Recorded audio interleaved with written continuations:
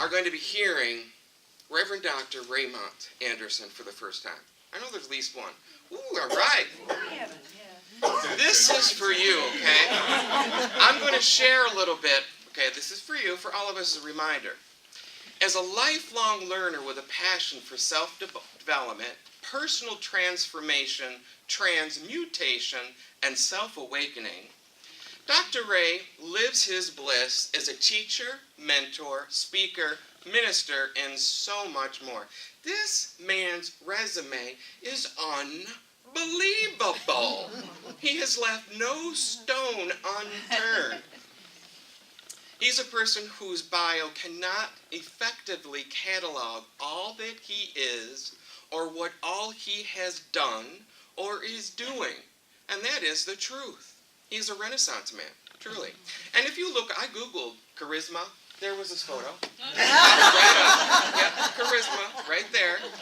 He has been a teacher since the mid-'80s and has been teaching ever since. Some of the disciplines he has taught have been such things as visual arts, American Sign Language, martial arts, public speaking, and spirituality and religion.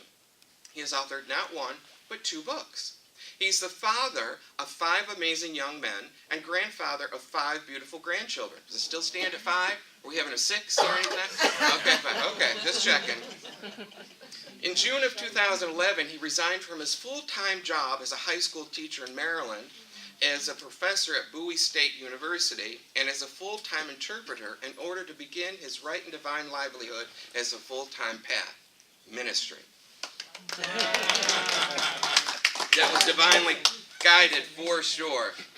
All right, I could go on. There's like 3 pages, okay? That whet your appetite for a little bit of it. I think it was probably about 2.5 years ago, I kept hearing this, oh, have you heard of Raymont Anderson? Have you heard this guy, Raymont Anderson? No. And finally, like, who is this guy, Raymont Anderson, that people are talking about? Well, then, lo and behold, had the opportunity to see God utilizing Raymont and all of his gifts and his talents. Like, I get it. When he opens up his mouth. And like, here's what I know about Ray. He does his work. He shows up prepared. And like all of us who have stand here, like you, Jim, we show up prepared and then we step back and we allow us to be the vehicle by which Spirit moves and speaks of. I've had the privilege of participating in a miraculous, a demonstration where 4 communities, I believe it's 4, working on the 4th, right? Correct? Yeah. All without ministers, came together, shared joint leadership, and prayed and worked through ego and fear and trepidation, and decided to come together as one, increasing the likelihood that they would draw into them their next right spiritual leader. Many said it could not be done. And you're like, oh, no, it's never been done before in the history of this teaching. 2 maybe at the most. And even though the odds aren't too good, well, it was done. And as Spirit would do it, this name, Raymont Anderson, just kept coming up.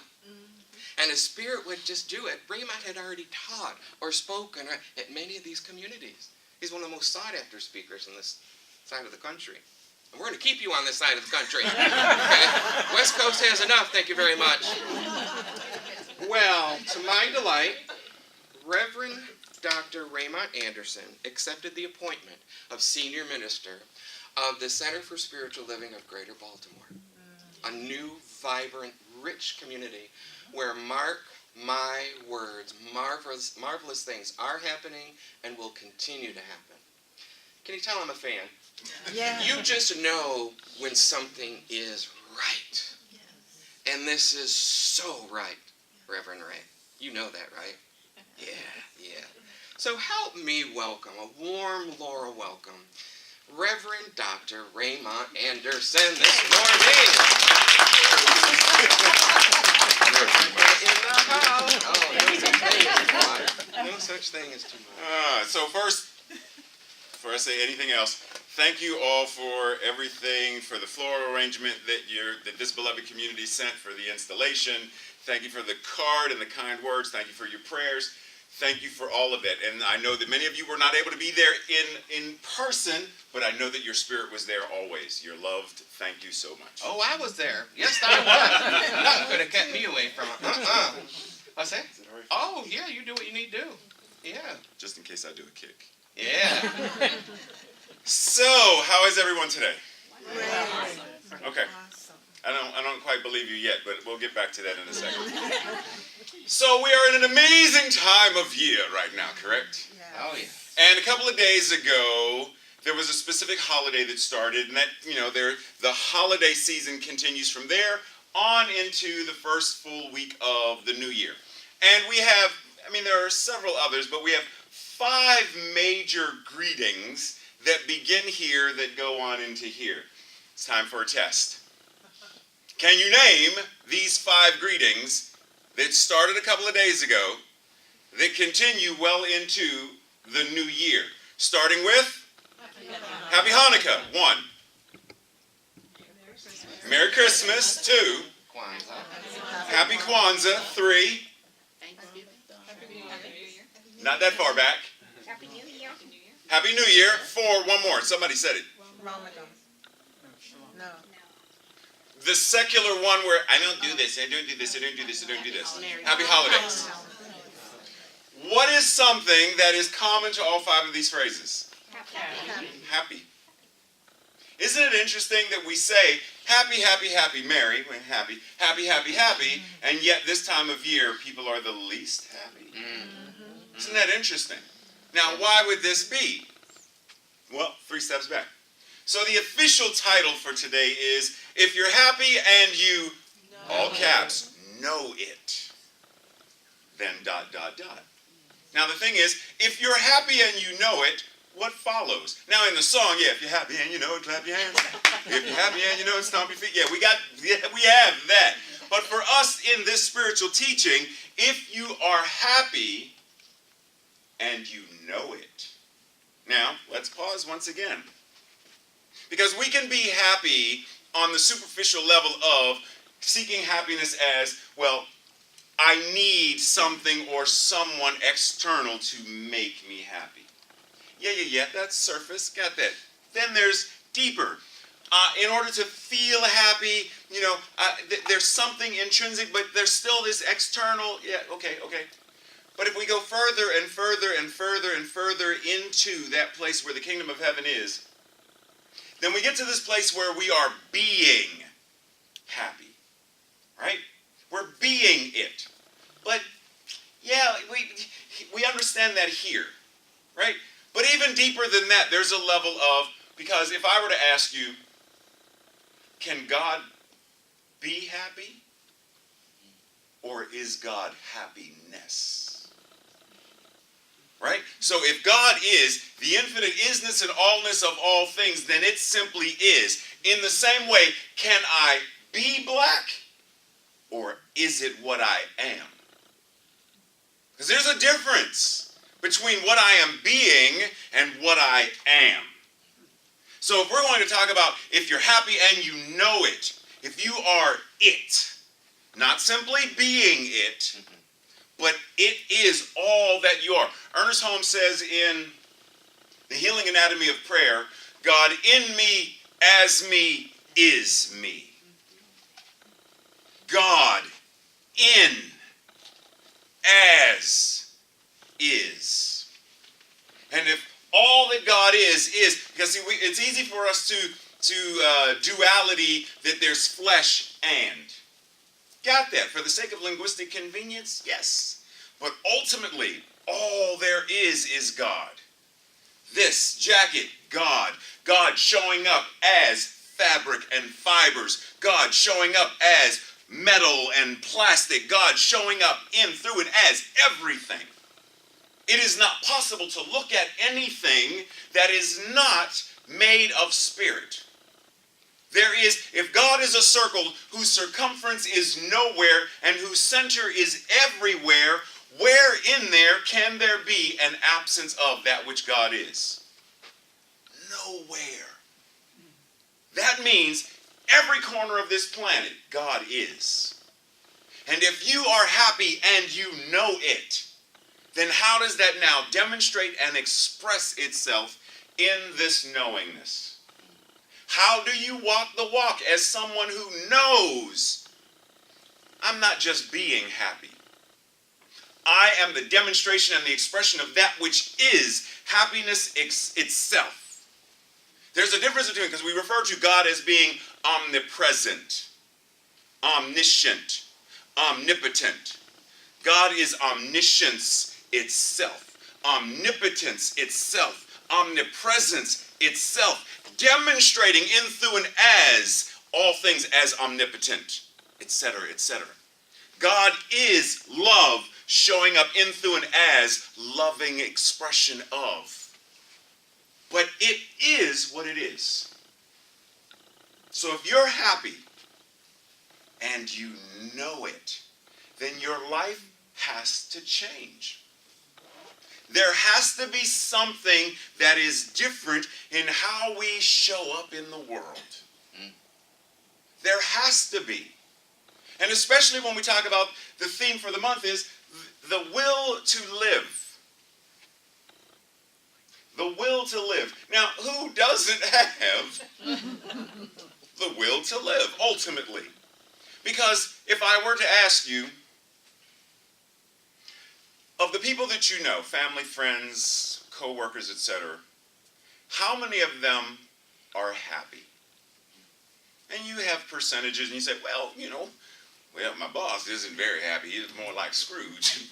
But I'm not supposed to say that. So he's very happy. Like we have our folks in our minds that we would say are so happy. They're very happy. Well, they seem happy, but I know they're faking it. Right? We have those folks in mind. But now if I ask you, of those same people, how many do you believe don't want to be happy?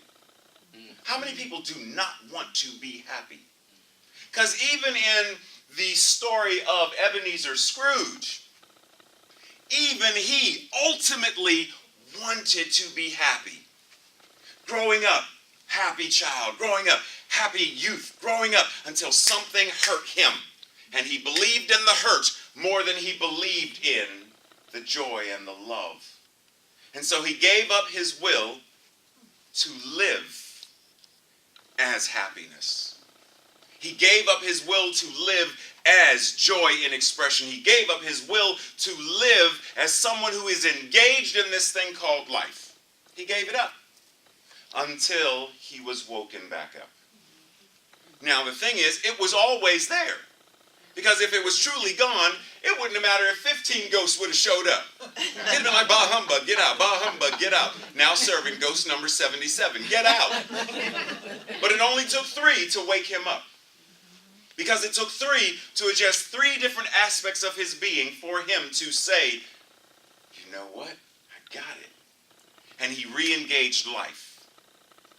He re-engaged life. Ernest Holmes has this amazing book that if you've never read it, I highly suggest. This thing called Life. Anybody not read this? Oh, there's several hands. I suggest. Now, you see how small this is. It's not like the Science of Mind textbook. This you can do in a weekend.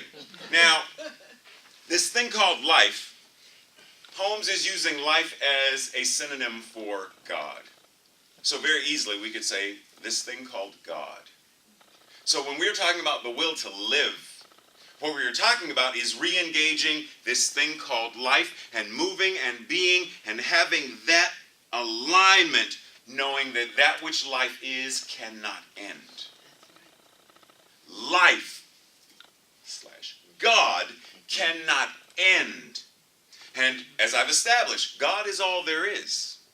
So if I have the will to live, oh, hold on a second.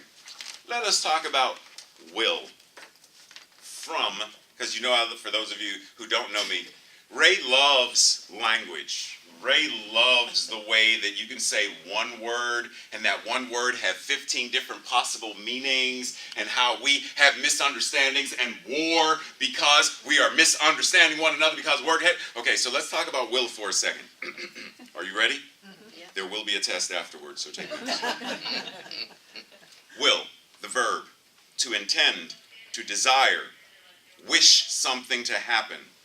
Synonyms: decree, order, ordain, command. To make or to try to make someone do something or for something to happen. In other words, to exercise one's mental powers. Sounds familiar? Noun, the faculty by which a person decides on and initiates action. Synonyms: determination, willpower, strength of character, resolution, resolve, single-mindedness, purposefulness, drive, commitment, dedication. Control deliberately exerted to do something or to restrain one's own impulses. A deliberate or fixed desire or intention. The will to live, the declaration to be engaged in life, the intention to be in alignment with life, the use of one's mental faculties. There is one mind, and that mind is God's mind. And that mind is infinite, eternal, and ever-expanding consciousness, and that mind is my mind now. And if I am engaging with that power, that mental faculty that is the one mind, then how can I not be engaged in fully with this thing called life? How could I not be happy and know it? How could my life not be a musical when I am shopping in the grocery store?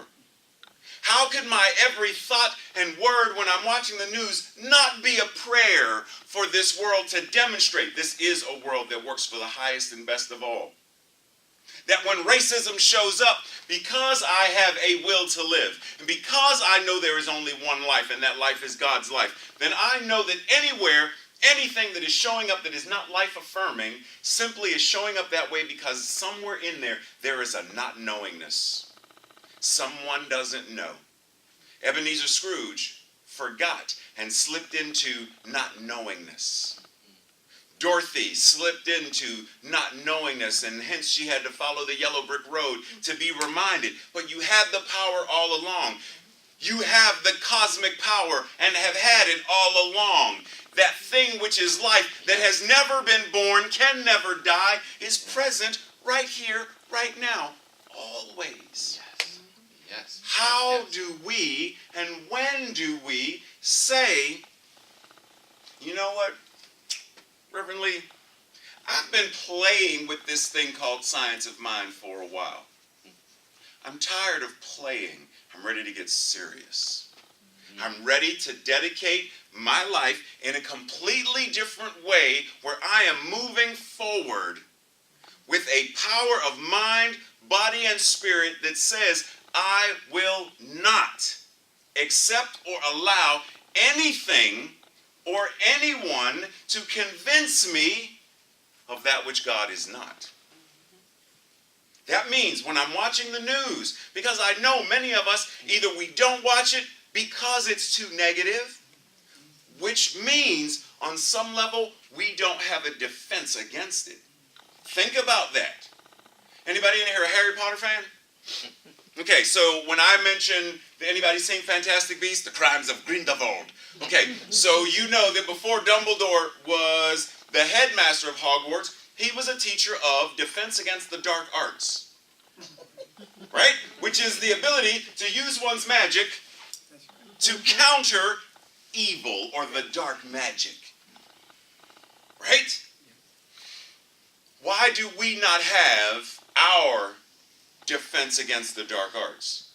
Meaning, we turn on the news, and the dark arts are the demonstration of war and rumors of war, the demonstration of disease, the demonstration of illness and sickness and racism and sexism and homophobia, etc., etc.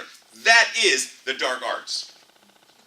That is the appearance of that which is not appearing to be loving and God and compassionate and all that stuff. Yeah, but evil is real. No, it's not. It is the absence of what we understand as truth. It means someone simply doesn't know, because guaranteed, as Maya Angelou said, when you know better, you do better. That's right. And if such people as Hitler knew better, he would have done better. But because we don't know, what was it saying? Hurt people, hurt people. We have phrases and sayings that we know and understand as that is the demonstration that if you are hurt and you do not heal that hurt, you are, chances are, you are in some way going to become some way, and it doesn't necessarily mean you are going to hurt others. You may turn that hurt inward and become self-abusive. Someone hurt me growing up, and so I'm not going to hurt you, I'm not going to hurt you, I'm not going to hurt you, but I'm going to hurt myself, and I'm going to damage myself because I understand that I am not worthy and I do not deserve, and so I am going to do my darndest to punish myself. Because clearly I deserve to be punished because my parents didn't love me. I was abused by a teacher, etc., etc., etc. And so I am going to hurt me, and I'm going to make them pay by showing them what they did to me. Hurt people hurt people. So it doesn't always have to be an external. So once again, the invitation is, when and where do we step forward and say, I'm ready. I'm ready to be committed to my will to live. I'm ready to set the intention to live. I'm ready to declare that I am living. I'm ready to put forth all that I am, from the top of my head to the soles of my feet, from the surface of my skin to the furthest particles and waves of quantum matter. All that I am, I now commit to this thing called life. Because the moment we do that, then that thing that is God steps forward and says, now I can be all of this and so much more. How many in here, there was something that you were, when you were a child, you were growing up, there was something you really wanted to do or be, but someone crushed your dream to the point where you were like, I will never. And if it's not you, you know someone who has been. That there are people who growing up had a beautiful voice, but because someone did or said something at some point, they let the dream go. Whether it was art, a song, a poem, a book, a workshop, a something, and someone crushed it and destroyed it for us. And we never reclaimed it. And yet, this thing called life, Infinite Spirit is always saying yes to more. We already heard, life, spirit, source, does not go backwards. It's always forward, ever expanding consciousness. Heaven is within, and we experience it to the degree that we become conscious of it. Are we ready to become conscious of an entirely different level of being and moving in this world, so that we become infectious, that our very touch, our handshake, our hug, our eye gaze to another rekindles within them that dream that they thought was dead. That, in other words, when we say namaste, that which is God in me, as me, is me, sees and recognizes itself in, through, and as you. And therefore, that which I am as God sees and recognizes itself in you and says, wake up.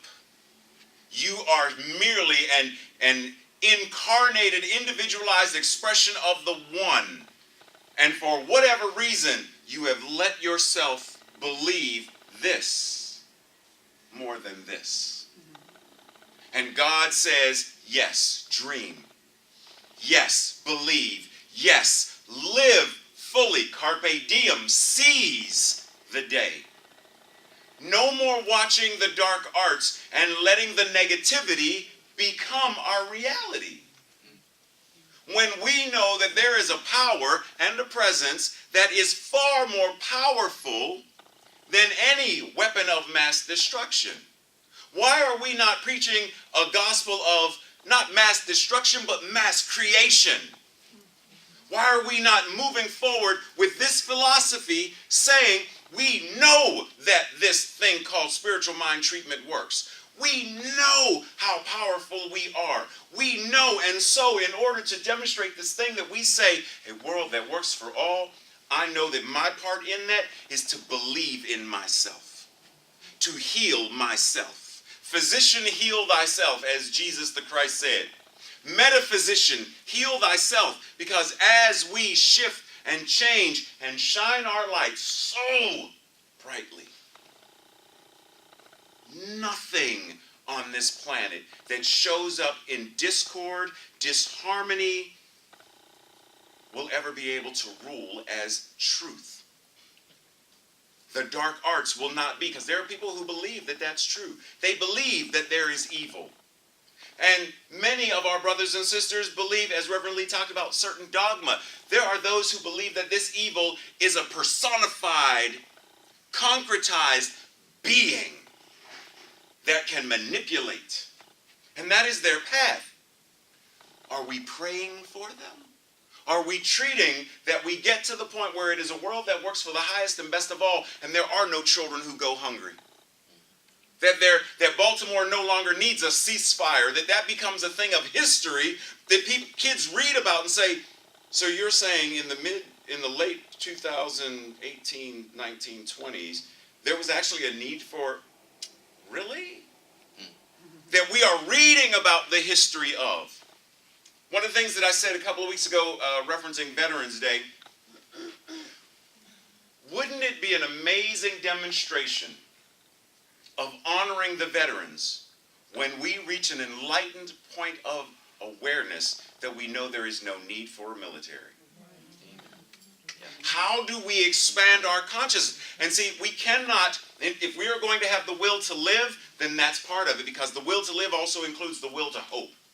The will, the intention, the declaration. I decree that this thing called life is right here, right now, moving in, through, and as me.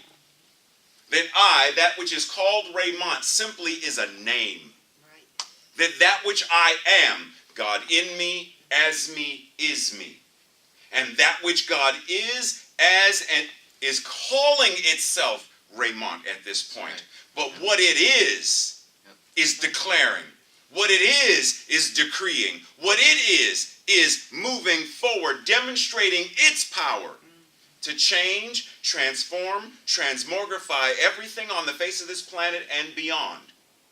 The only reason Dumbledore is, in the mythos of Harry Potter, considered the greatest wizard is because he knew. Because as a youth, he and Grindelwald, they, keep laughing at the way I say the man's name, because that's the way they say it. So, and I like saying it. So they were, closer than friends. And they were the two greatest wizards. Why? Because they did their work. They did their work.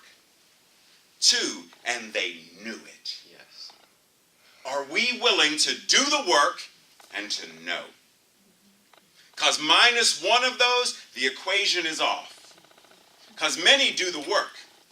Like I personally know many folks who are great vocalists and great musicians, but will never show it to the world.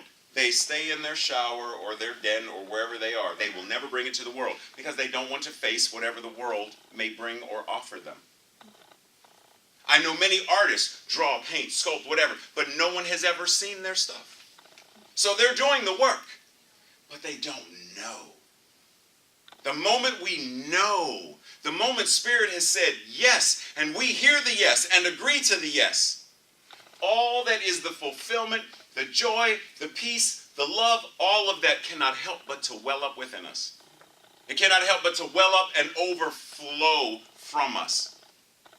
It cannot help but to. God cannot be anything other than God. And the moment we step into that arena, the aliveness that comes with that, the knowingness that comes with that, the power that comes with that.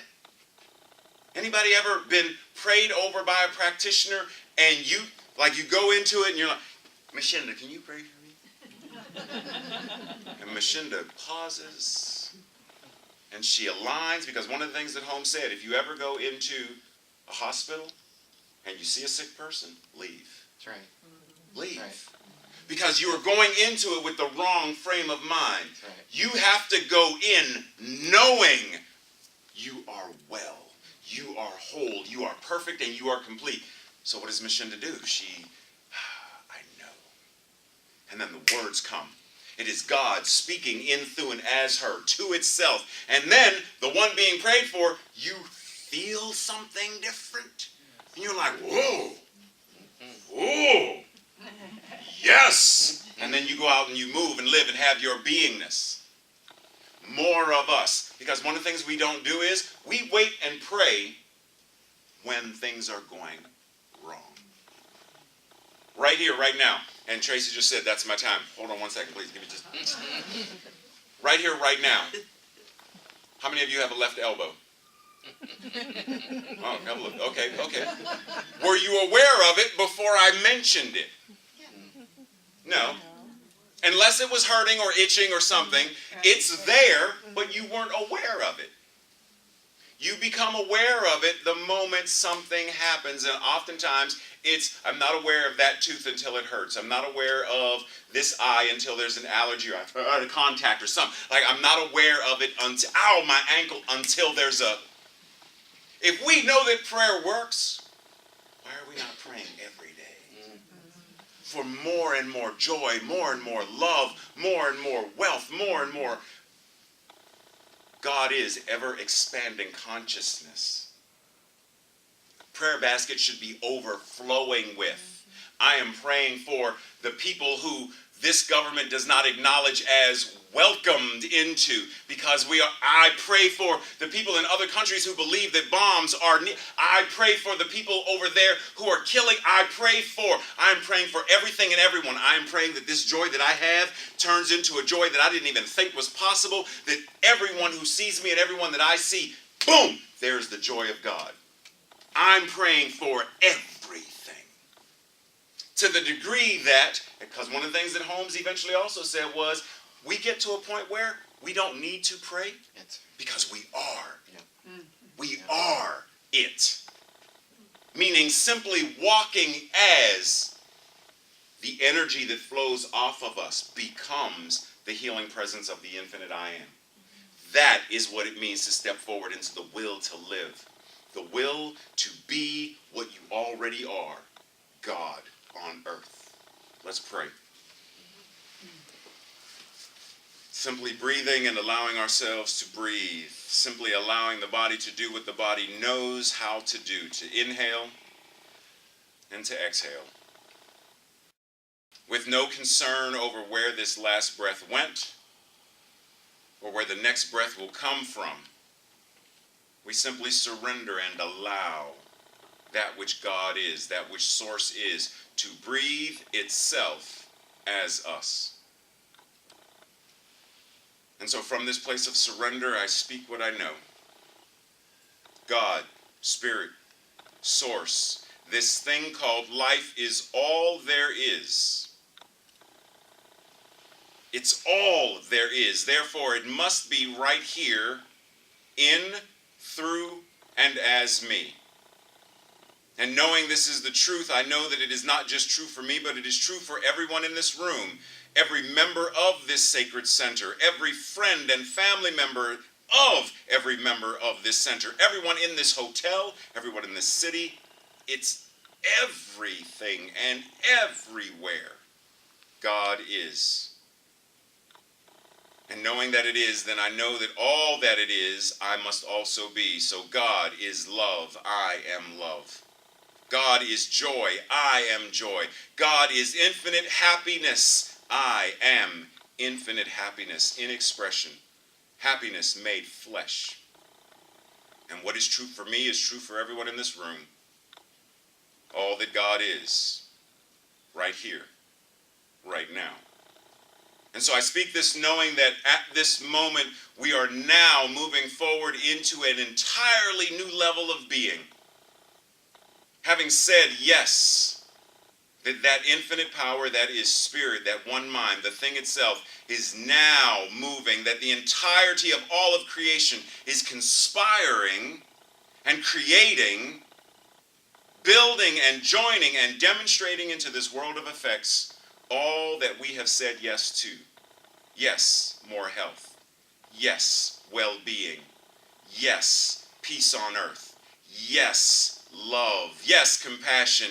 Yes, food for all. Yes, and yes, and yes, and so much more than my mortal mind can conceive. I surrender and allow to that one mind, that knows and is all. The infinite wisdom flowing in, through, and as me right here, right now. In gratitude, I speak this word. Gratitude because I know that these are not my words, but that these are the words of the infinite I am, speaking about itself, through itself, back unto itself, to the law that always says yes, said yes before this service started, said yes during service, and continues to say yes even after this service is ended. Law says yes. Spirit says yes. Expansion says yes. The will to live saying yes. I release it into the law because what I know is that every prayer has already been answered. That every prayer to come already answered.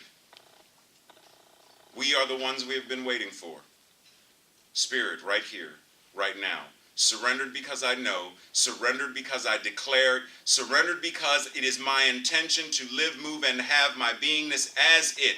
Simply surrendered and allowing it to be. And together we say, and so it is. Amen.